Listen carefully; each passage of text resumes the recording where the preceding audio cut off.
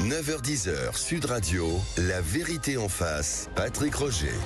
On va beaucoup parler de Villeneuve-Saint-Georges ce week-end dans le Val-de-Marne. Il y a une municipale anticipée. Louis Boyard, le député insoumis, est arrivé en tête au premier tour. Aucun accord n'a été trouvé véritablement à gauche, ni à droite d'ailleurs pour ce second tour. Mais il va y avoir 3 listes. Donc celle de Boyard, avec sur sa liste notamment quelqu'un qui a qualifié le Hamas de résistance palestinienne, qui est en bonne position, donc ça soulève évidemment beaucoup de questions à gauche. Et puis de l'autre, il y a 2 listes en fait de droite. Alors cette semaine, il y a puisqu'on revient aussi un peu sur l'actualité de la semaine, Éric Tegner de Frontières et puis Alex Darmon, la chaîne YouTube des Indécis. Il y a eu une vidéo qui a fait polémique, c'est celle de votre reporter de Frontières. Tiens, on écoute un petit extrait. Vous m'insultez là, monsieur ? Oui, filme pas toi. Non, mais pardon, vous m'insultez pas comme ça, monsieur. Vous ne menacez pas et vous ne menacez pas notre équipe. Vous ne venez pas nous insulter dans la rue. Très bien. La prochaine fois, je vous late tous les deux. Vous nous latez. Là, vous êtes venu nous insulter, monsieur, alors que nous n'étions même pas en train de vous filmer. Il n'est pas en train de vous filmer, là, la caméra, elle est de l'autre côté. Vous allez faire quoi ? Mais vous allez faire quoi ? Vous m'arrachez la tête comme les islamistes, c'est ça ? Comme les islamistes, oui. Bon, qu'est-ce qui s'est passé, Éric Tegner ? Est-ce qu'il ne fait pas de la provoque, là, votre journaliste qui va à Villeneuve-Saint-Georges ? D'une certaine façon, c'est ce qu'on a entendu après l'affaire Samuel Paty, parce que nous, ça fait 3 semaines qu'on enquête sur le terrain, qu'on fait ce travail, qu'on a révélé le fait que Mohamed Ben Yaklef, qui est 7e sur la liste, est quelqu'un qui effectivement parlait de mouvement de résistance du Hamas le jour du 7 octobre. On l'a fait assez seul. Ensuite, on a montré qu'il y avait des délinquants sur la liste. On s'est rendu sur le terrain à plusieurs reprises pour voir plusieurs choses. Alors oui, on se fait agresser. Et est-ce que c'est légitime de nous dire, dans le fond, on les provoque parce que vous y retournez ? Je vois pas pourquoi on n'y retournerait pas et qu'on n'irait pas leur parler. Cet homme-là, d'ailleurs, qui est en train d'agresser Jordan Florentin, que je salue à nouveau, on a découvert qu'il était fiché S pour radicalisation en 2021 et c'est un prof à la retraite. Moi, je trouve que c'est quand même inquiétant sur son profil. Il a le profil type de l'islamiste et ensuite, il a mis une baffe justement à mon journaliste. On n'a vu aucunement Louis Boyard ou les députés de la France Insoumise s'insurger. On peut être d'accord ou ne pas être d'accord avec nous. En attendant, en règle générale, quand même, il y a toujours un consensus quand quelqu'un se fait attaquer, quand un journaliste se fait frapper. Il y a un deuxième élément, c'est que qu'on n'a pas en image, c'est qu'il s'est fait attaquer dans la salle municipale où il y a une quinzaine justement de militants de Louis Boyard menés par un collaborateur du maire d'Ivry sur Seine, qui sont des communistes, qui lui coursaient dessus pour le frapper. Il a dû se planquer derrière les policiers. Ils font ça dans une salle municipale. Ce sont des gens, et c'est intéressant, et c'était l'objet aussi d'y être, de montrer à quel point ils se croient chez eux, ils tiennent la ville et aujourd'hui ils tiennent Louis Boyard. Louis Boyard qui leur a réaffirmé et réitéré son soutien, c'est-à-dire que Louis Boyard a préféré Mohamed Ben Yaklef au PS. Et ça en dit long quand même sur la ligne politique que LFI porte. Ouais. Alex Darmon, commentaire autour de ça ? Non, ces images, elles sont très ennuyeuses.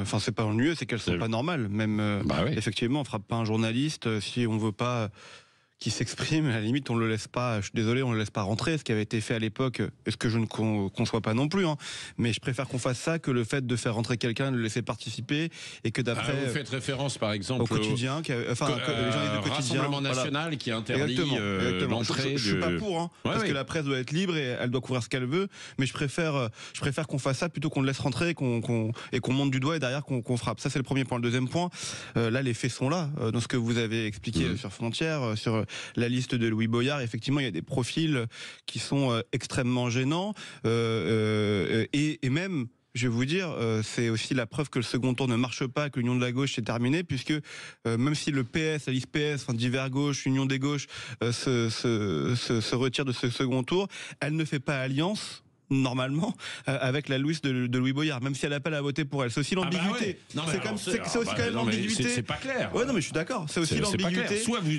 vous dites contre. Donc du coup vous appelez à voter pour la droite, évidemment ça fait mal, mais il y a bien eu un front républicain de l'autre côté. Je suis d'accord. Non mais donc c'est aussi l'ambiguïté. Ça fait écho au débat qu'on avait la semaine dernière. On comprend plus rien à la stratégie de ce NFP entre guillemets nouveau Front populaire entre les socialistes et LFI et les écologistes et les communistes. On comprend plus qui est avec qui.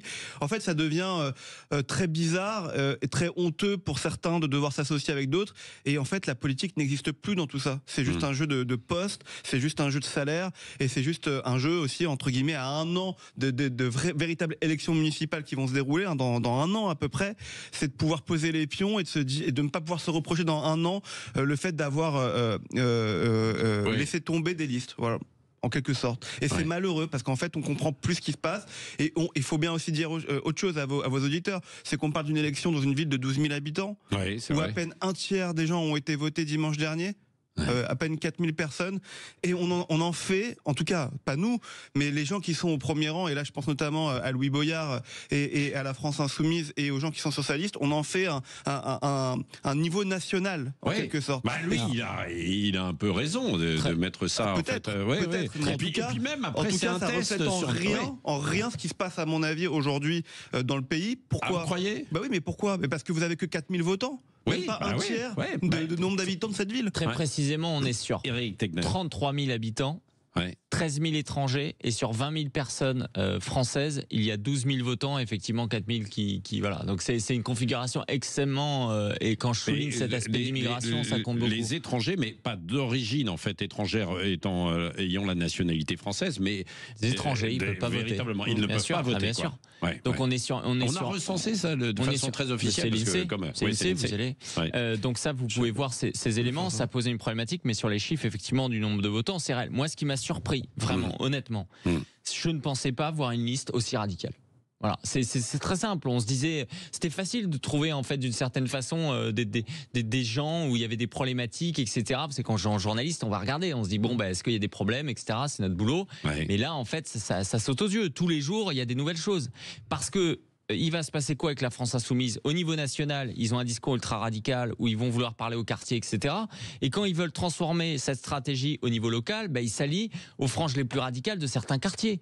Les deux délinquants dont je vous parlais, ils ont été multi-arrêtés, parfois jusqu'à 7 fois par la police. Ils sont extrêmement connus, services de police, ils ont arrêté pour refus d'obtempérer, port d'armes, il y en a un qui est entré dans une école avec une arme, transport de stupéfiants, ils viennent de la même cité à Villeneuve-Saint-Georges. Donc c'est ça, pour les auditeurs qui nous écoutent, c'est comme si vous vivez dans une cité, ils vont prendre celui que vous croisez tous les matins en bas de l'immeuble et ils le mettent sur une liste aux élections. Et quoi qu'il se passe, que Louis Boyard gagne ou qu'il perde d'ailleurs, ce monsieur, Mohamed Benyaklef, est tellement bien placé dans la liste en 7e position qu'il sera élu. Il aura l'écharpe tricolore et il va pouvoir, au nom de la République du coup, continuer à véhiculer un discours islamiste. C'est ça qui est extrêmement dangereux sur la stratégie que la France Insoumise va vouloir développer. Et c'est que ça, le bras droit de Louis Boyard, Fadwa Sadak, elle a toujours une écharpe, un kéfier sur lequel c'est marqué un slogan du Hezbollah et du Hamas, s'appelle Jérusalem est à nous, avec la mosquée Al-Aqsa. C'est pas rien ces gens. Vous pouvez revendiquer certaines idées, bien sûr, dans certains combats, dans le conflit aussi, bien sûr. Et il est sur du communautarisme énorme.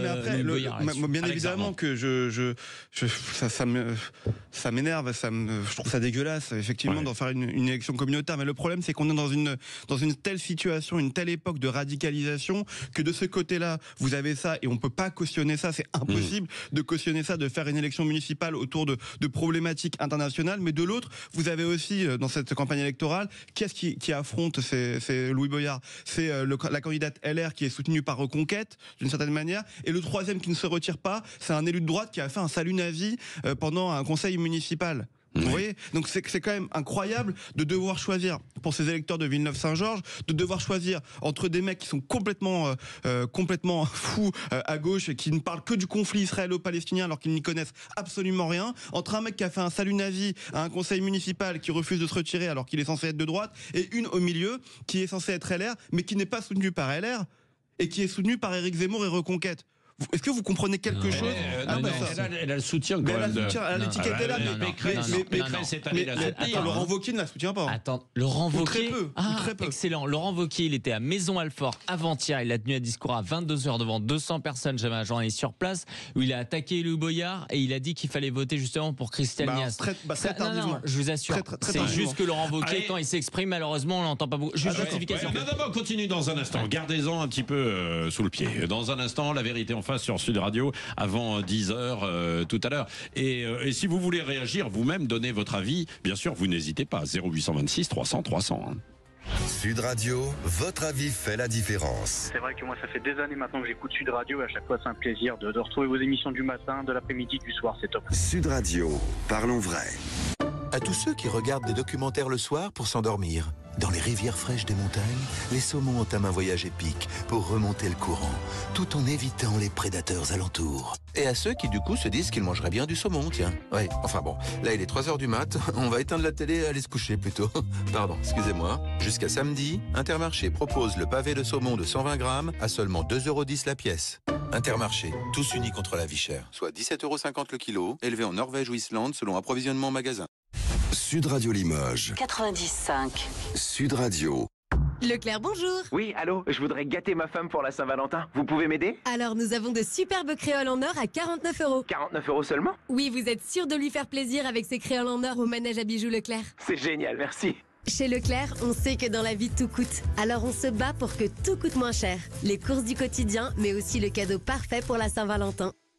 Tout ce qui compte pour vous existe à prix Leclerc. Or jaune 18 carats 750 millième, prix variable selon le cours et le poids d'or. Tous nos bijoux sur www.lemanegeabijoux.com.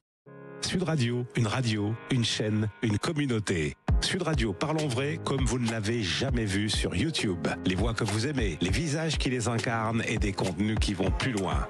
En vidéo, Sud Radio, parlons vrai, au cœur du débat, c'est encore plus fort. Rejoignez-nous sur YouTube, maintenant.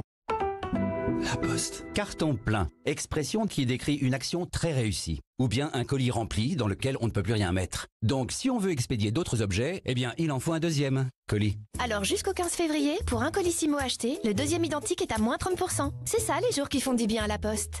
Renseignez-vous en bureau de poste ou sur laposte.fr.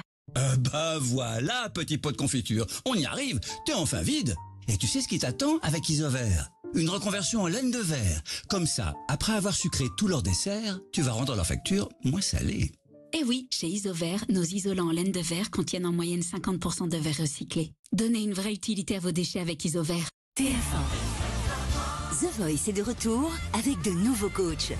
Demain à 21h10 sur TF1 et en streaming sur TF1+. Vous êtes une femme de 25 à 65 ans? Ce message vous concerne. Chaque année, plus de 3000 cancers du col de l'utérus sont diagnostiqués et provoquent le décès de 770 femmes. Pourtant, grâce au dépistage régulier, 90% de ces cancers pourraient être évités. Entre 25 et 65 ans, faites-vous dépister. Le test permet de détecter la maladie à un stade précoce et d'augmenter les chances de guérison. Parlez-en à votre médecin ou à une sage-femme. Informez-vous sur jefaimondepistage.e-cancer.fr. Un message de l'Institut national du cancer. Après les fêtes, prenez la plus belle des résolutions avec Kia Niro Hybride, le crossover familial et économe en carburant. Et jusqu'au 31 janvier, profitez-en immédiatement à partir de 197 € par mois. Kia Niro Motion Hybride hors option et assurance facultative. LLD 49 mois 40 000 km. Premier loyer 5 500 €, suivi de 48 loyers de 197 €. Offre particulier si accord Kia Finance. Garantie 7 ans. Conditions sur kia.fr. Pour les trajets courts, privilégiez la marche ou le vélo. Kia. Du mouvement vient l'inspiration. 9h-10h, Sud Radio, la vérité en face, Patrick Roger. La vérité en face jusqu'à 10h comme chaque jour et chaque vendredi, c'est Éric Tegner du média Frontières et puis Alex Armand de la chaîne YouTube Les Indécis. Vous disiez en fait tout à l'heure que Laurent Wauquiez finalement s'est exprimé pour apporter quand même son soutien à la candidate de droite, enfin l'une des candidates puisqu'il y en a deux. La candidate LR. Qui est soutenue par Pécresse. Pourquoi quand on dit Zemmour soutient, etc. Parce qu'en fait tout le monde soutient, parce qu'en fait tout le monde veut voter contre la France insoumise, et y compris le centre-gauche aurait dû le faire. Donc ça, c'est une fausse polémique aujourd'hui. Voilà, simplement, il y a d'un côté la frange la plus radicale, délinquante et islamiste qui peut prendre la ville. Et qui soutient véritablement le maire sortant. Personne. Sauf que mais lui, il se maintient quand même. Alors que s'il a fait un salut nazi. Mais je vais même vous dire ce qui n'est pas dit, et il s'en sort bien, c'est que sa numéro 2, Gaudin, le maire sortant, c'est une RN. Ouais. Et c'est pour ça aussi que Jordan Bardella, avant-hier, il a tweeté en disant votez, etc. En gros pour Christiane Niaz. Donc même le RN, il s'en sort parce qu'ils ne se font pas taper, etc. Il désapprouve. Ouais. Donc c'est tout le monde doit voter Niaz. Bardella a fait. Bien sûr. Le problème, c'est que Gaudin peut prendre 200 ou 250 voix parce qu'il est maire sortant, c'est pas grand-chose. Mais c'est là-dessus que cette élection va se jouer. Oui. Avec en toile de fond la question donc de l'influence ou pas de la population immigrée. C'est le cas de le dire. On évoquait en fait des chiffres tout à l'heure à Villeneuve-Saint-Georges. C'est vrai qu'il y a ces caractéristiques d'une population. Il y a 30 000 à peu près habitants. Oui, c'est 32 000. Ouais, voilà, c'est ça. Et il y a une population étrangère, c'est-à-dire c'est pas forcément d'origine, qui est de l'ordre de 12 000 en fait habitants. C'est important. Et d'ailleurs, c'est une liste. Moi, j'avais été critiqué parce que je l'avais mise en avant sur le fait que il y avait, mais parce que LFI avait choisi de le mettre en avant, qu'il y avait plus de 26 noms qui étaient d'origine étrangère, notamment arabo-musulmane. Je l'avais souligné en expliquant que c'était un argument revendiqué par la France Insoumise. Donc c'était juste mon taf d'étudier cela. Ouais. Et effectivement, c'est important parce qu'en fait, on se retrouve aussi avec une incohérence chez LFI. Pour m'expliquer, Louis Boyard qui dit je représente les minorités, il est arrivé, il a viré le seul candidat des minorités qui s'appelait Mamadou Traoré qui devait être la tête de liste de LFI. Et donc Boyard qui est un parachuté parce qu'il vient de la ville d'à côté, il le dégage, il le met à sa place. De l'autre côté, il est tenu par sa liste, ce qui fait que s'il avait rejoint le PS, s'il avait fait alliance avec le PS en virant Ben Yaclef, croyez-moi 90% de sa liste se serait barré. Et ça me rappelle ce que disait Horia Boutedja en 2021, qui avait dit c'est génial, on a trouvé Mélenchon, c'est le blanc, Laïcard, etc. À la fin, on va les remplacer. Moi, je suis convaincu de cette chose. Disait, elle. Oui, moi, je suis convaincu. Elle avait dit officiellement. Non, c'était dans une conférence. Dans une conférence, oui, voilà, c'est ça. Et d'ici 5 à 10 ans, moi, je suis convaincu, on le voit déjà sur des gens comme Rokhaya Diallo qui disait qu'il y avait trop de blancs sur la photo du NFP aux dernières élections législatives. Des dissidents. Ce qui était exact, il y en avait beaucoup. Oui, mais donc par rapport. Non, mais oui, mais disait trop. Alors que bien sûr. Louis Boyard, en fait, et Mélenchon, il revendique effectivement. Mais moi, je dis pas qu'il y a trop de noirs. Oui, mais je dis pas qu'il y a trop de noirs sur la liste. Non, mais c'est intéressant, c'est que ça n'a pas fait scandale Rokhaya Diallo. Ce que je veux dire, c'est scandale. Ça a fait scandale. Ça a fait scandale quand même qu'elle dise ça. Ça a fait scandale sur le plateau, même en direct. D'accord. Si je disais il y a trop de noirs sur CNews, croyez-moi, je suis plus invité. Oui, donc bon. En tout cas, cette élection, ça va être quand même un test.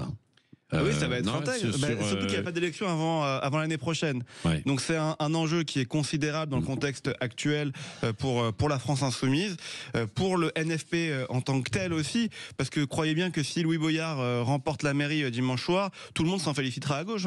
Faut pas croire que ça ne sera pas une victoire revendiquée par l'ensemble des partis. Donc oui, c'est essentiel surtout pour la France Insoumise aujourd'hui. Mais c'est triste. Allez, merci à tous les deux. La chaîne YouTube Les Indécis pour vous, Alex Darmon. Juliette et vous, Méadel dimanche. Média. Juliette Méadel. Ouais, qui sera en invité dimanche. Ah, d'accord. Bon, très bien. La ministre, en fait. Après Raphaël Arnaud dimanche. Ouais. Ah, oui. Et vous, Éric Tegner, Média Frontières, Invasion migratoire, les coupables. Une enquête, c'est votre numéro de ce week-end-là. Bien sûr. Merci à tous les